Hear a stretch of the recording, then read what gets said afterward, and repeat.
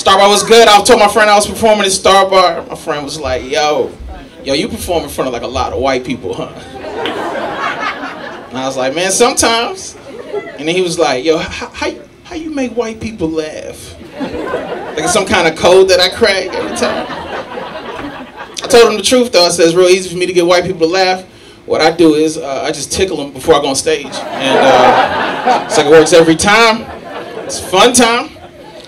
There are a lot of white people here. Anybody, I assume there are some dog lovers. Anybody love dogs? Dog lovers? You love dogs? Yeah? Follow question. You let them lick you in the mouth? They lick you in the mouth? They do? They do? Your dog licks you in the mouth? All right, I have another question. You ever lick back?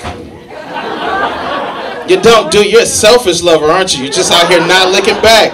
Just not licking back. All your dog wants to do is love you, and you're just like, I don't have time. Get out of here. I'm just trying to start a viral trend of white people licking their dogs back. Every time white people tell me I love my dog, I'm like, prove it. Put that tongue in that mouth. Let's see what's up. I like y'all, Star Bar, y'all cool, man. This is right here is good energy. Nobody has a boo face, and I appreciate that about y'all. You know what the boo face is? If you don't know what the boo face is people who come to comedy shows, normally sit front row, they cross their arms, and they're just like, look, my day wasn't shit, and I'm about to bring yours down. Like they just hate comedy for some reason. It's weird. I've been booed before. I feel like all comedians been booed before, right? Like I have I'm gonna share my worst boo story. This is my worst boo story ever, all right? So I was doing a show. I was like 2 years into comedy, and I was doing a show at this place called Underground Atlanta. See how people laughed? If you're not familiar with Underground Atlanta, just know it is a place where if you were to go there and you're like walking around and then you stumble upon a dead body, you would just go, oh no, that actually fits, and you would just walk away. You just walk away from that dead body. So I was 2 years into doing comedy. I was on a stage much like this, and at the time I'm very mediocre. Like I'm not good at comedy, I'm not bad at comedy, I'm average. Like I'm forgettable, honestly. Forgettable is perfect because that just means I'm not the topic of conversation on the ride home. You know what I mean? Like nobody's riding home with their other partners who they're with and just like, can you believe they let that motherfucker on stage? Like I wasn't that. I was perfectly forgettable, right? I'm on the stage much like this, 2 years into comedy, and I notice a gentleman coming to the venue and he is pushing a grocery cart. I don't think I told you, I was not in a grocery store. He was pushing a grocery cart, and I never forget, that wasn't the most memorable thing. The most memorable thing about this dude is he was wearing both khaki pants, which are fine, but on top of his khaki pants, he was wearing jean shorts. Both of those things simultaneously. Even if you're wearing jean shorts and khaki pants, if you're wearing both of them, like, maybe you're going to wear them like to keep your body warm, you know what I mean? You're not going to fashion off the jorts. You're going to put them on underneath the khaki pants like a normal person, right? He didn't know. He came and he sat in the middle, and I'm on the stage being very forgettable. I thought I was being forgettable, but I saw this dude get restless. Like, you ever see somebody get restless? Like, he just wasn't happy where he was. He starts fidgeting. I don't know what I said, but all of a sudden, he pushes his empty grocery cart to the side, stands up just like, boo! Get your fat ass off the stage, you ain't shit! Boo!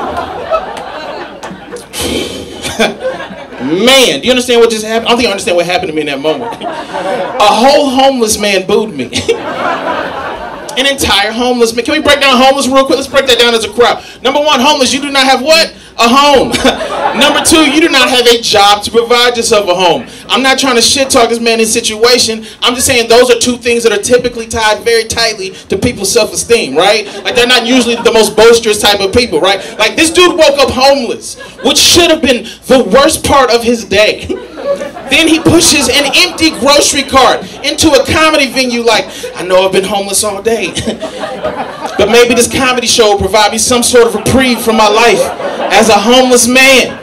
Then he hears what I'm saying. He just goes, oh, you're making it worse. Boo!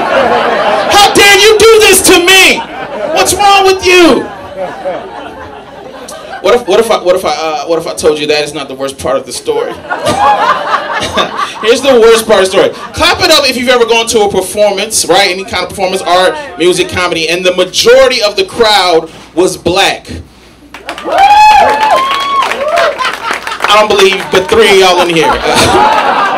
Just to be honest. If you have, though, maybe you experienced this, right? Here's the thing black people do that I love, right? If somebody sucks, instead of just booing them, like, you know, regular, see, my man, you already know what the fuck I'm talking about. Instead of just booing them, what black people do, we'll take out our keys and shake our keys at a motherfucker to let you know you ain't shit. And I'll be honest, I've done that before. I remember being in college. Young Chris Brown comes to perform in my college. And this is before he beat up anybody, so we still had to like him. Young Chris Brown is dancing and shit at my college. Then all of a sudden, 16-year-old Chris Brown trips ever so slightly. And then me and 1,000 other 19-year-olds were like, fuck that kid, boom! You ain't shit, child! I said that to say, out of his starched khaki pants, his homeless dude produces a janitor levels amount of keys. You know how janitors had those big ass rings with 1 million keys on it? I don't know. He's like, I said enough of your bullshit, man. Get your fat ass off the goddamn stage. And that was very confusing. I'll be honest, it's very confusing because I was like, why the fuck you got all them goddamn keys? Why?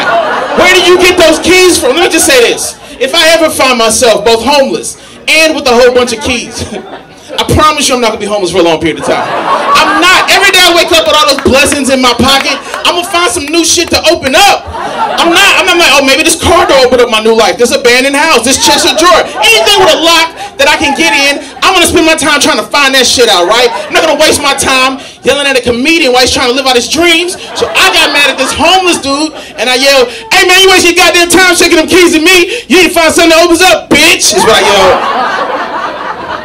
I yelled that at a homeless man, and that is when the rest of the crowd was like, "Yeah, you right, homeless dude." Boo! The fuck is wrong with you, man? He's homeless. Can't you see? He got shit in his grocery cart. Man, so this is it weird that I think about that homeless dude like every day of my life? Like every day. And not, let me be clear, not like, oh, I hope he's not homeless anymore. Nah, fuck that. I just want him to be proud of me now. Is that weird? Like, I have dreams about how he could be proud of me. This is my favorite dream of me and this homeless dude, right? This is my dream of this homeless dude. Same homeless dude. In my dream is pushing that cart down the street. When I say the cart, even in my dreams, I don't put shit in that cart, right? And he's pushing it down the street, and he pushes it past an old-timey TV shop, right? A big-ass glass screen with a bunch of TVs, right, hanging up or whatever, right? And he pushes it past, and he stops and looks up because he sees my little goofy-ass face on TV. He just goes, God damn it, I knew he'd make it. Like, and then he just flies away like the guardian angel that he was. I'm just saying, that dude is probably for sure still homeless right now, but like, he definitely lives rent-free in my head forever. All right, y'all, that's my time. My name is David Joseph. Thank you so much.